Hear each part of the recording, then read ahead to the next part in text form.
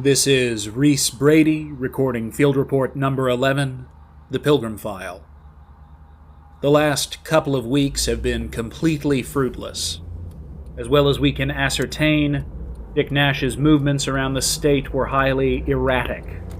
However, it is now evident that he had a stay of considerable length in Azide, West Virginia, on the banks of a tributary of the Ohio. In the late 70s and throughout the 80s, several of the chemical plants in this region were leading producers of nitric and hydrochloric acid. Obviously, this is of great concern to our clients. I need to establish why Nash chose to be in this area and what he did during his time here.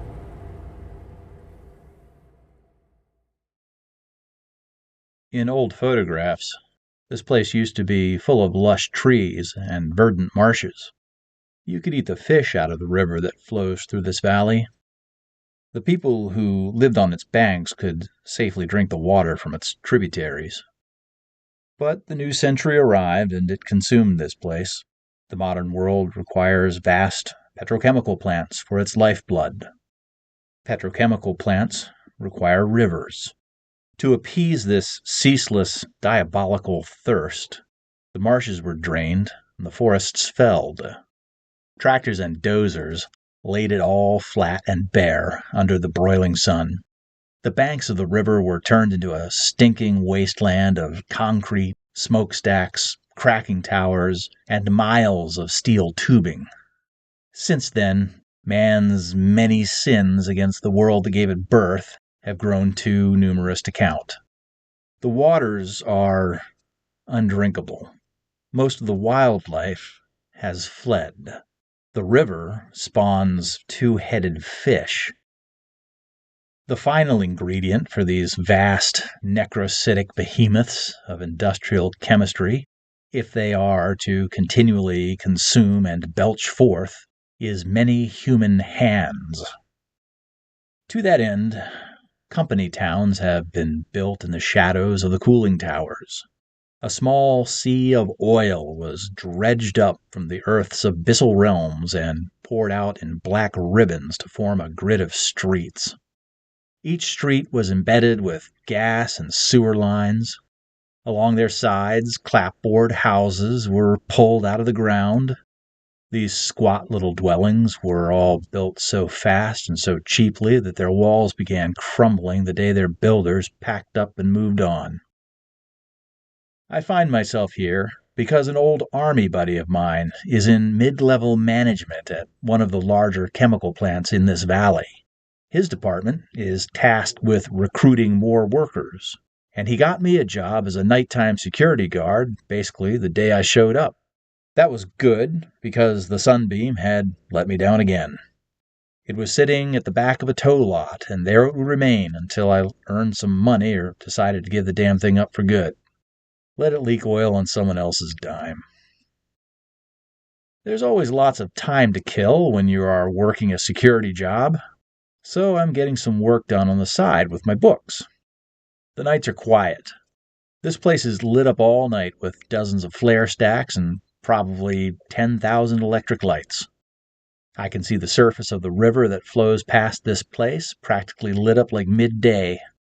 As I stand here, the river smells so bad that I gotta light up another cigarette to clear my nose and get my eyes to stop stinging. When I get back to my motel room, I sit down at my old typewriter and start slapping keys. I am writing a terrific Vietnam novel. I think that is something that is really unexplored in American literature, and I am going to change that with my novel. The archetype of the Vietnam vet, abandoned by his country, but with his heart still full of war, warrants further and more compelling exploration in the American literary landscape than it has received. It's going really well. I really like the scene where he is backpacking through the American countryside and decides to go visit a comrade. I can make the opening scene really compelling to the reader. When his friend's mother opens the door to greet him, only to tell him that his friend recently perished from cancer related to Agent Orange. This is good. This is good stuff. But I've hit writer's block. I find myself staring at a page only half covered in my typing, and I cannot for the life of me figure out where else to go with this. I read somewhere that the great novelist Geoffrey Household wrote somewhere that if you get stuck on a story, start writing another one. Or I think he said that. Maybe it was someone else. Either way, I feel compelled to write about this miasmic, blight-born corner of the world where I find myself currently employed. The Riverman is what I'm going to use to do that. In just the short time I have spent in this valley, I have heard many stories from the people who live and work here about the Riverman. Almost every time that I've joined a cluster of plant workers for a smoke break outside the main building, I've heard a strange tale told about him, or mentioned to me. The Riverman is usually described as a bloated and putrescent malformation that was once a person, but was turned into a monster by the pollution in this valley. He hides in the river, so the stories go, but every once in a while, he comes out and haunts the grounds of the chemical plant. The Riverman could be a hoax, of course, and not a real example of cryptozoology.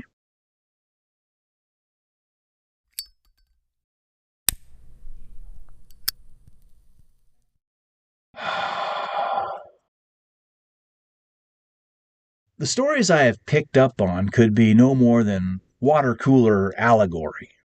The so-called Riverman could be simply shorthand, woven into diner-counter conversation by people who must toil away in this dreadful place, if they are to make a living, but still need a way to express its true evils.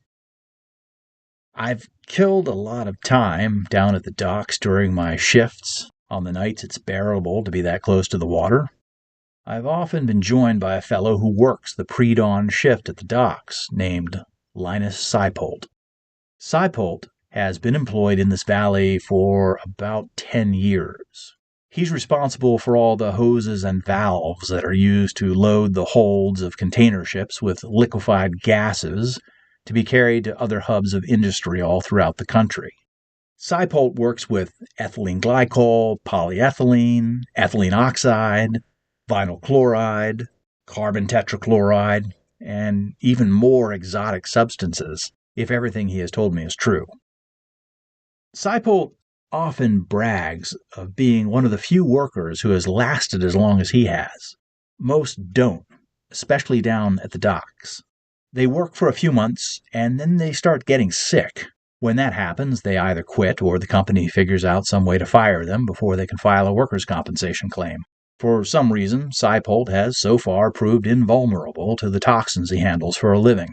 Seipold was one of the first people to tell me the full story of the Riverman. Hell, I knew the guy, Seipold told me after bumming another cigarette. He worked with me when he first got here. This would have been about 8 years ago.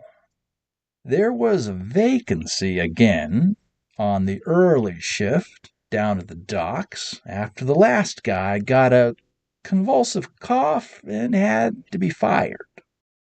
I showed up, and there he was, this Peter Hale guy, looking like he'd never worked a day in his life. I set to training him, of course. I showed the new guy all the bells and whistles of the loading operation. Even at the start, Peter Hale struck me as kind of odd. Usually, the guys the company sends me are real roughnecks, fresh out of the coal mines or just recently out of the army. But there was something different about this one. Hale wasn't like the other loaders. For one thing, he was educated. I'd never worked with a college graduate before, at least not down at the docks. If the company hires someone out of college, they usually end up in one of the labs or control rooms. This new guy had studied chemical engineering, and here he was, connecting the big vats to the tanks in the holds. I saw pretty quickly that Hale was real enthusiastic about the job. Everything about this place, from how the products were made to how they would get applied in industry, fascinated him.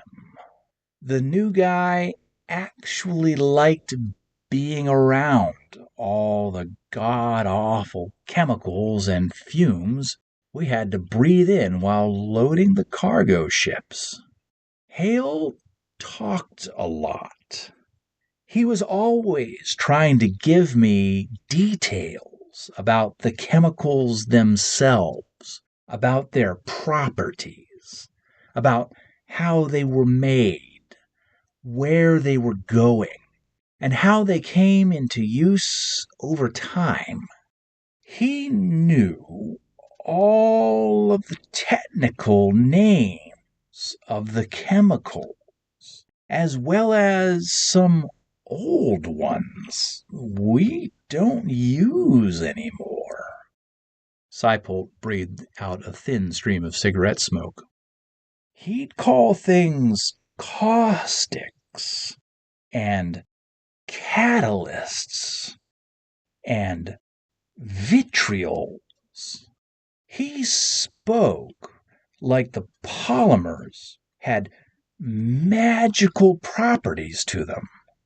I mean, his eyes would light up when he talked like this.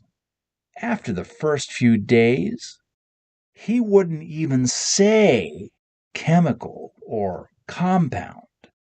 He'd say elixir or quintessence or ichor. Weird guy. One night, when me and him had started our shift, the overnight supervisor telephoned us at the dock. I was advised there had been a mishap over at one of the waste treatment tanks. Since me and Hale were the night crew, it was our job to go clean it up. The day before, a big fat vulture had been overcome by the fumes coming off one of the flare stacks, and the bird had tumbled out of the air. The waste treatment tanks don't have lids on them. They're left open to the sky. The vulture fell right into the tank, and it was causing the nameless muck in the tank to bubble and smoke. So, me and the new guy got a couple of ladders and climbed up to the rim. Sure enough, there it was. I eventually found a shed with a broom and a snow shovel, and we fished the vulture out of the tank. When we finally managed to remove the carcass out of the stew, the vulture had been changed. It wasn't bones and feathers anymore. All of it had turned into glass. When Hale saw the glass vulture, he got this wild look on his face. He lowered himself to one knee right beside where the bird lay on the concrete. He didn't say anything, but he looked positively enraptured at the sight of it. He reached out with one bare hand toward it. Then I grabbed his arm and pulled him back to his feet. I shook Hale a little and yelled at him about not touching the stuff they've got cooking in those tanks. Then I used the snow shovel to chuck the glass bird over the edge of the dock into the river. We got back to work after that, but I noticed that for once, Hale wasn't talking. There were no more manic monologues about transmutation or etherics. The new guy didn't utter another word the whole rest of the night, just loaded the next container ship in silence. After a few hours, I stepped away for a smoke break. When I got back, Peter Hale was gone. Nowhere to be seen. I got a little frustrated by this because we weren't anywhere close to being finished for the night. I walked up and down the docks, searching for him, and eventually I found him. Hale had gone back to the same waste treatment tank. I found him crouched down next to one of the drainage valves on the side. He had opened it part of the way. Seipold paused to shake his head. It was the damnedest thing I'd ever seen. The fool was drinking from it. So I started yelling at Hale, telling him he was out of his mind, and asking him just what the hell he was doing. I never got an answer. Hale just closed the valve, stood up, and walked past me. He didn't say a word, but I can still remember what he smelled like. It was just like the way the overflowed sewers smelled when Hurricane Agnes came through and flooded them. The stink was coming off him like a cloud. Hale had a crazed look in his eyes.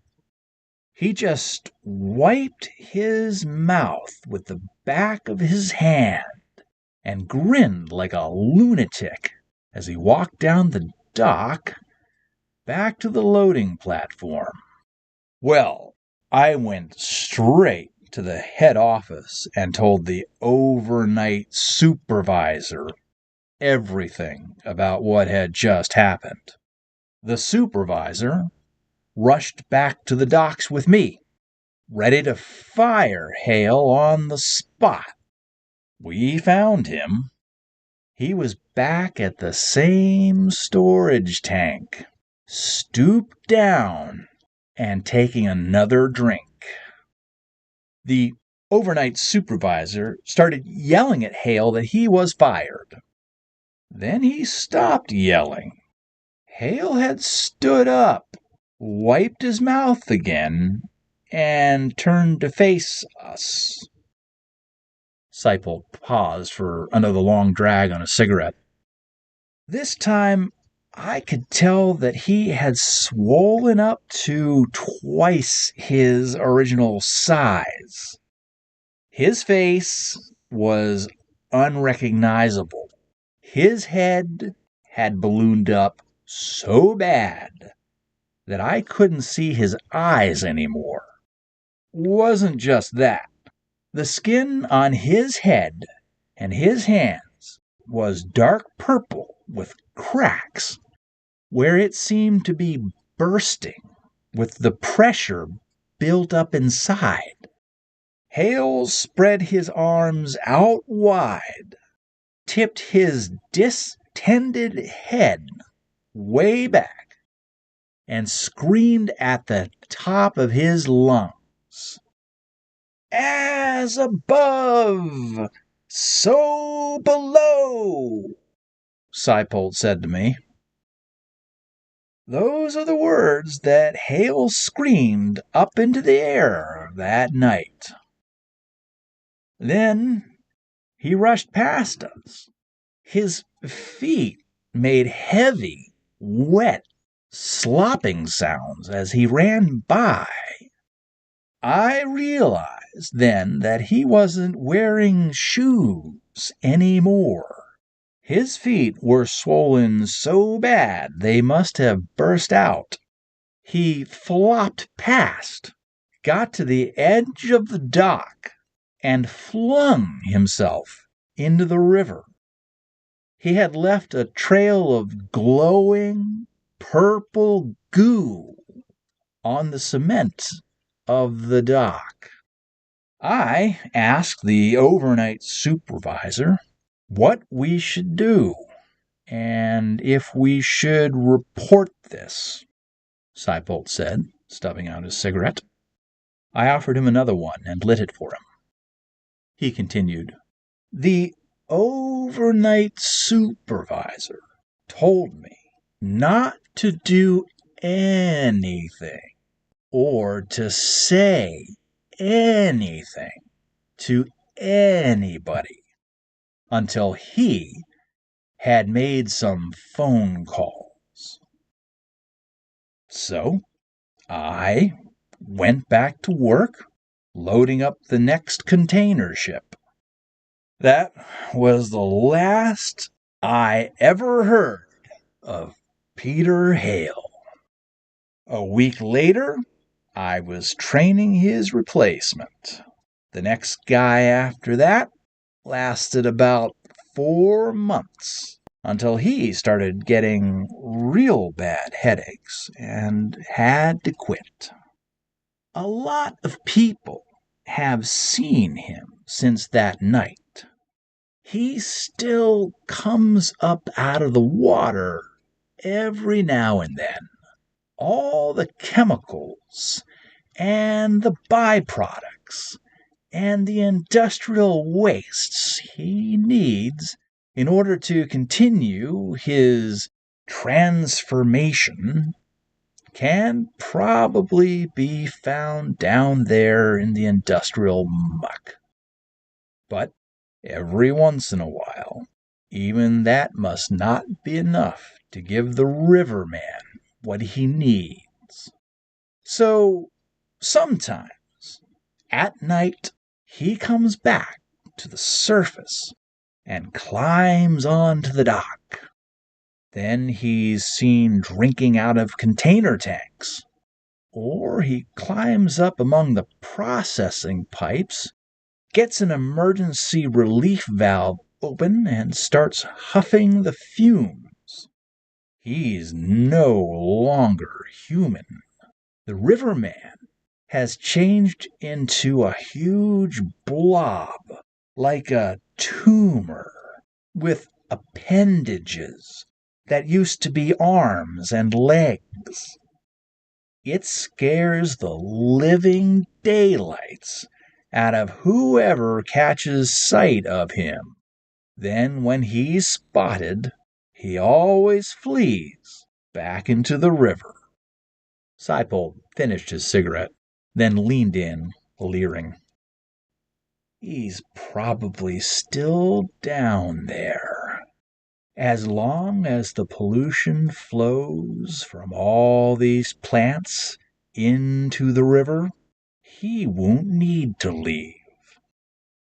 And this place will never change.